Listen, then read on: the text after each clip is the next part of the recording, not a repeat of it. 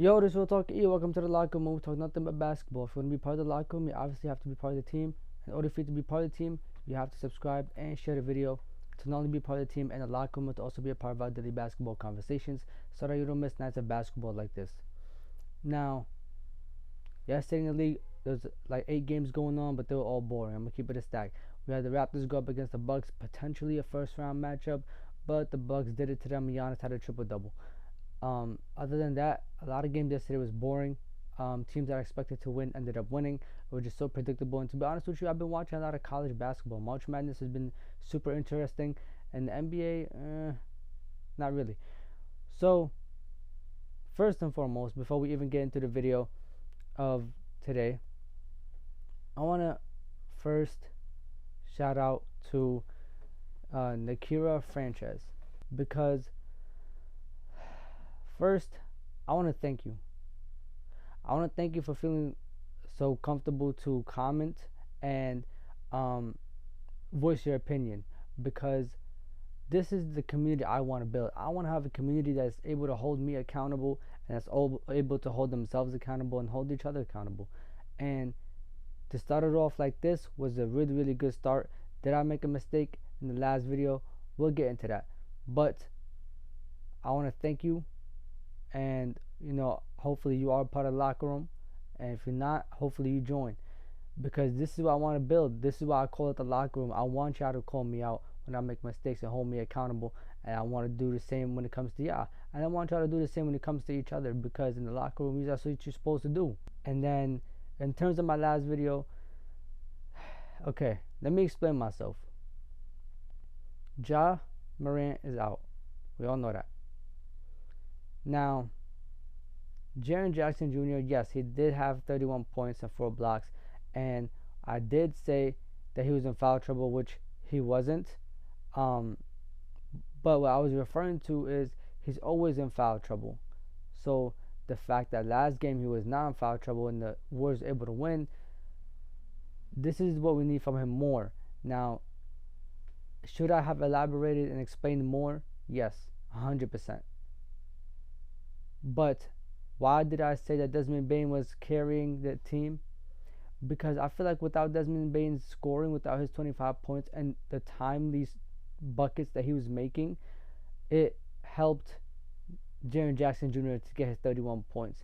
It helped Dillon Brooks to really get 18, 19 points. Even though that's what he usually does, it made it so much easier. Because we've seen at times before earlier this season when Ja Morant is out and Desmond Bane is not having a good scoring night. Not that the Grizzlies always lose, but it's harder to win. Way harder to win. So that's why I say he was carrying the team. Like, for example, like let's say the Suns.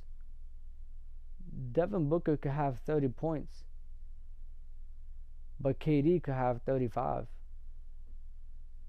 And it's not that KD didn't carry the team or do his part.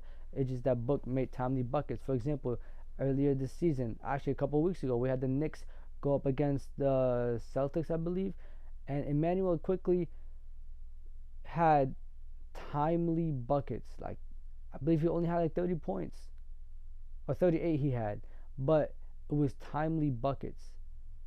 That's what mattered. That game went to double OT. And that's what I'm saying. Like, Desmond Bane had timely buckets. He started off the game just aggressive, and that really helped the Grizzlies a lot. It brought a lot of energy, especially with John not there. You need somebody like that. Like, the way I look at basketball is deeper than just stats. It's deeper than just points. Like, for example, I think Mikal Bridges was carrying the Suns, even though he didn't always have the most craziest stats. But I think the Suns could not have won without him, and we see that now. Since they got rid of Bridges, they are struggling to win. And then, in terms of Dillon Brooks, now I promise you, I am not a Grizzlies hater. I actually like the Grizzlies. But do I like Dillon Brooks? Not so much. And it's not really his character off the game. I really don't know him off the game. I don't watch anything about him off the game. But in the game, on the court, is what I don't like.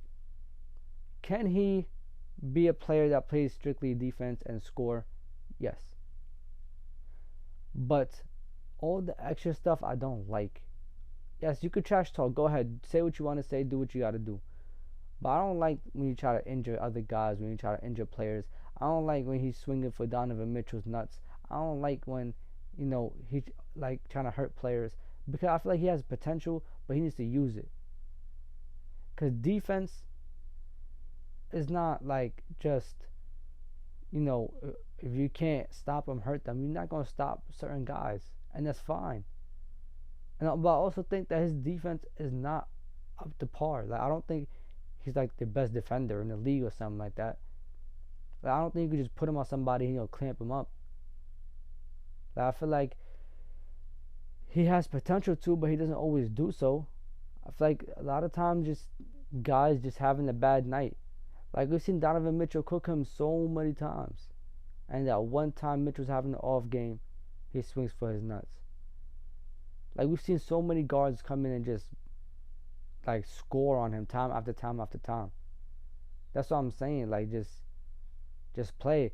But I will give him credit. He went 7 for 10, and he made all 4 of his threes to get the 18, 19 points that he had. So yeah, that's that. Now let's go ahead and move on to our main points of the video. Again, Nakira Frances. Hopefully I'm not mispronouncing your name. If I have a screenshot, if I'm able to put it in the video, I will. But thank you so much. Now, our main point of the video. Let's talk about some playoff standings and some playoff brackets. First round, second round, third round. Actually, I'm not even going to go deep to the third round.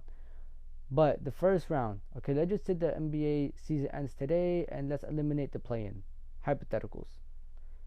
In the West, we got the Nuggets facing the Thunder. Now, in my opinion, that's the easy sweep for the Nuggets. Will Shea hold his own? In my opinion, yes. He could do so. And then you get into our second series of the first round, where we have the Kings going up against the Warriors in the first round. Now, I like this matchup, but here's the thing that I realized. If you have the Kings or the Grizzlies in the first round, which the Mavericks and the Warriors do, you will have to face the other team in the second round if you make it out of the first. And this is why I'm saying in the West, the top 7 teams can easily go to the finals. Like, in my opinion, you can't count any of them out. Obviously, in my opinion, you could count out the Suns if KD is not healthy and they don't mesh together. But other than that, you cannot count any team out. Like, I feel like the Mavericks could beat the Grizzlies. I feel like the Grizzlies could beat the Mavericks. I feel like the Mavericks could beat the Kings, and vice versa. And it's same thing with the Warriors. Now, do I believe in the Mavericks? No, I do not believe in the Mavericks because their defense. Do I believe in the Warriors? They've done it before, so obviously I'm not going to count them out. They literally just won a championship last year. But can they win it again? Can they beat the Kings or the Grizzlies in the 7-game series again? I don't know. I feel like it'll be a good series. Maybe 6, maybe 7. And then for the Grizzlies Mavericks first round, that honestly, in my opinion, is interesting. Obviously, like expecting Kyrie and Luka to play, and Ja Morant and the entire Grizzlies team. I feel like this round will be super interesting.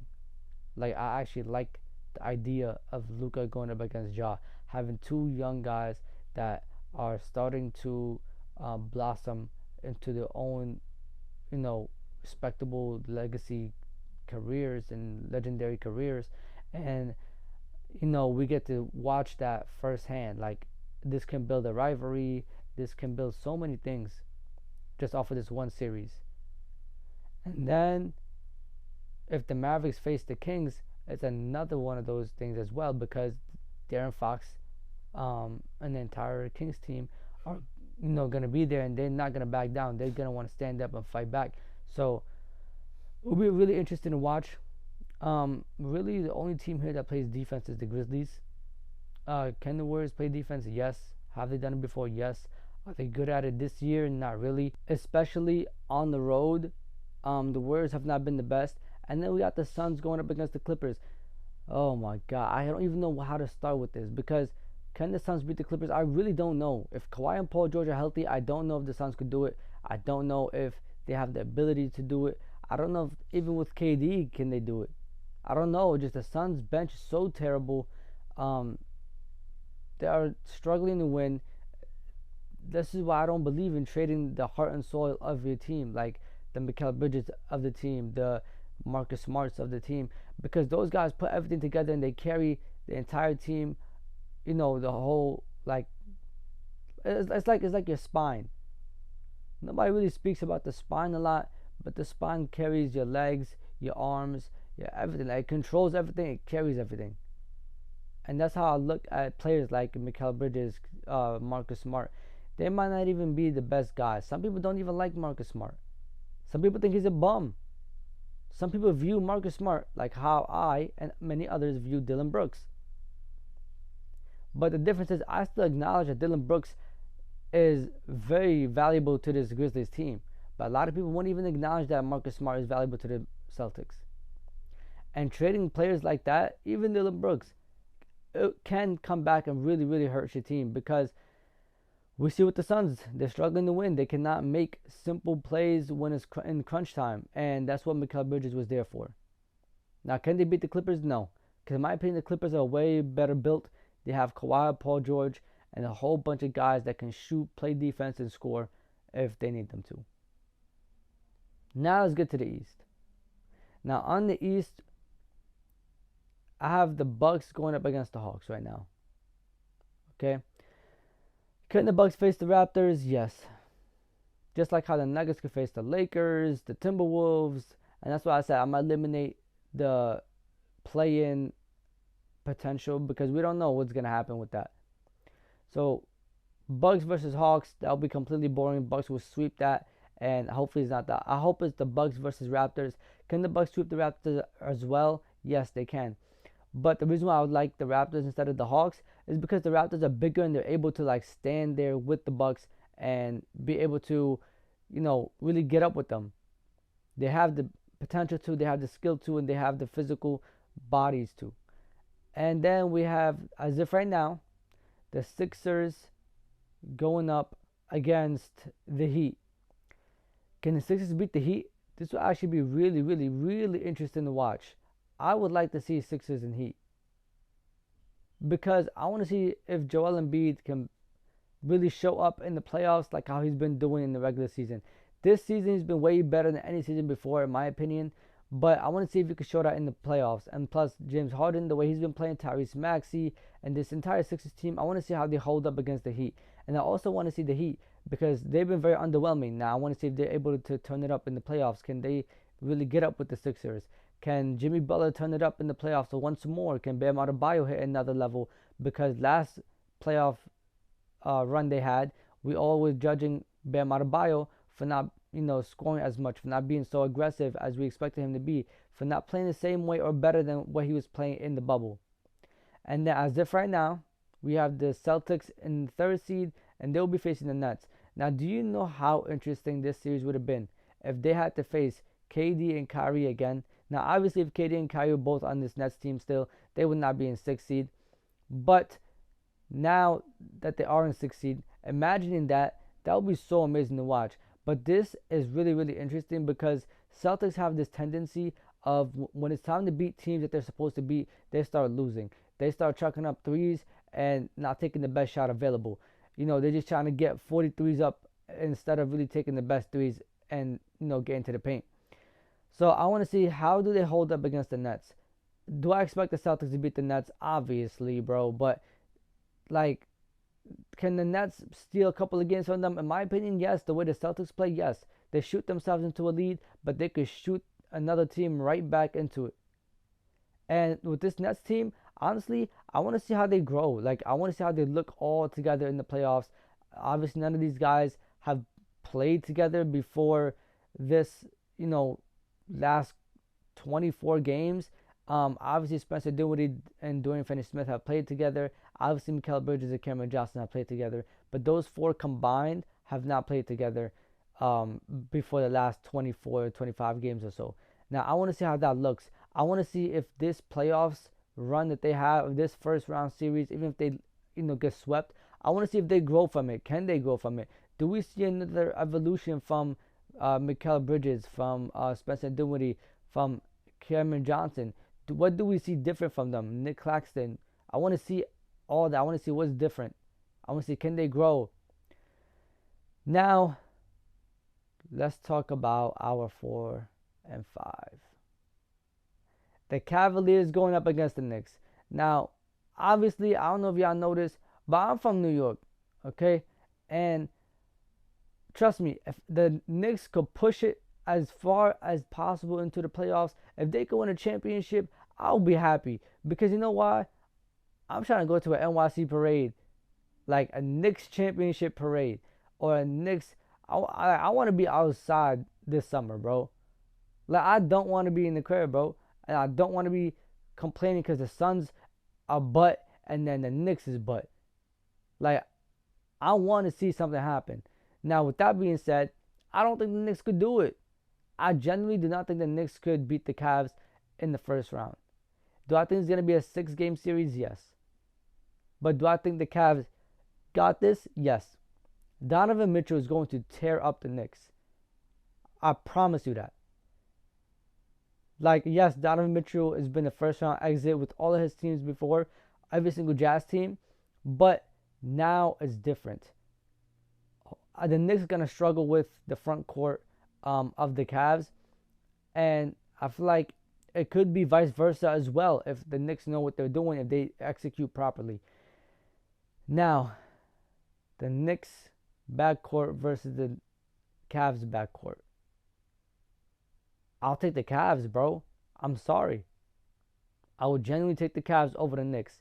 And I like this matchup because the Cavs are one of the slowest paced teams, and they actually somehow still get shots up. And then I want to see Donovan Mitchell in the Garden. And I want to see how the Knicks defend the Garden. I am sick and tired of people coming to the Garden and making history.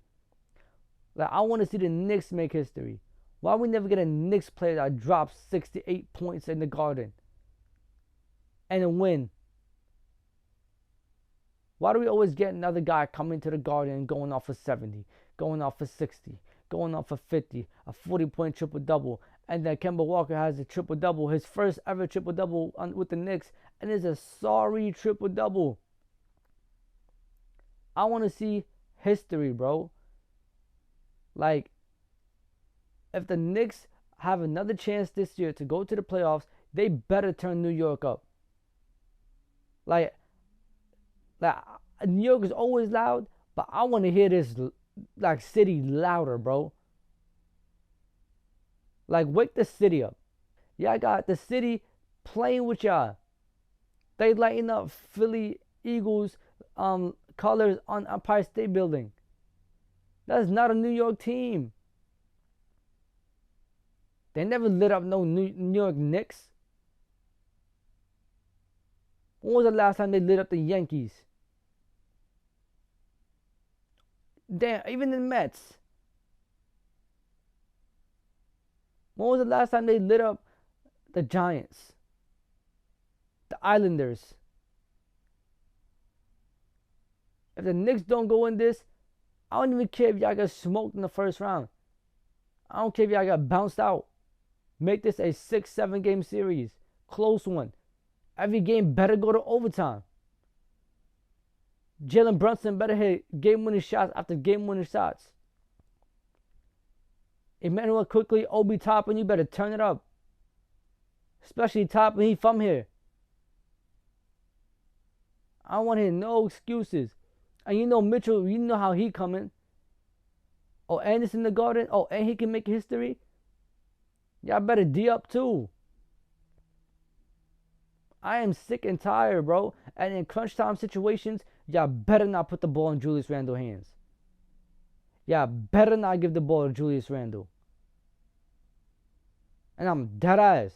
Y'all better not give him the ball. I am sick and tired of Julius Randle having the ball with the last minute or 2 minutes. Now, lately, I've been getting it out of his hands, but in the playoffs, yeah, I better get it out of his hands. I'm tired of that. Yeah, I literally have Quickley and Jalen Brunson.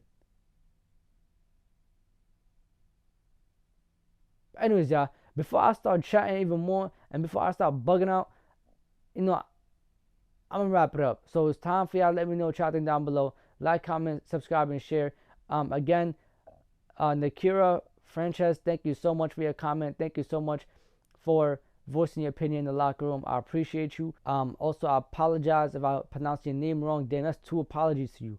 But, you know what I'm saying? It's time to leave the locker room. I'm going to catch y'all. Safety.